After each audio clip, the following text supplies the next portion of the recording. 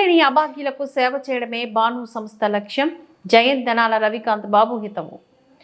బాను స్వచ్ఛంద సంస్థ ఆధ్వర్యంలో దిక్కులేని అభాగ్యులకు రగ్గులు పంపిణీ కార్యక్రమం నిర్వహించడం జరిగింది.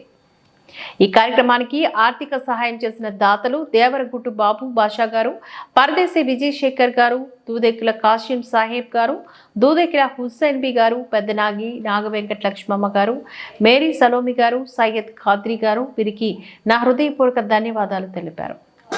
బాను సంస్థ అధ్యక్షులు ధనాల రవికాంత్ బాబు గారు ఈ సందర్భంగా మాట్లాడుతూ చలికి బాధపడుతున్న అభాగ్యులకు గత 4 సంవత్సరాల నుంచి వారికి స్వయంగా నేను వెళ్లి రగ్గులు కప్పి రావడం జరుగుతోంది.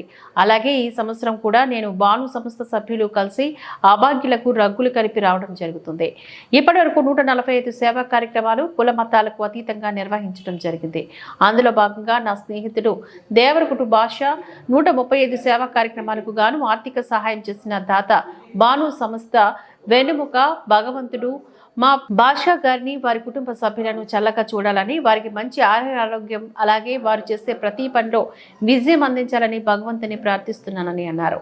ఈ కార్యక్రమంలో పాల్గొన్న వారు దూదేకిల కాసిం సాహెబ్, పరదేశీ విజయ్ శేఖర్, సెటిపల్లి గురుమోహన్, బండారి విజయ్ పాల్ తదితరులు ఈ కార్యక్రమంలో పాల్గొన్నారు.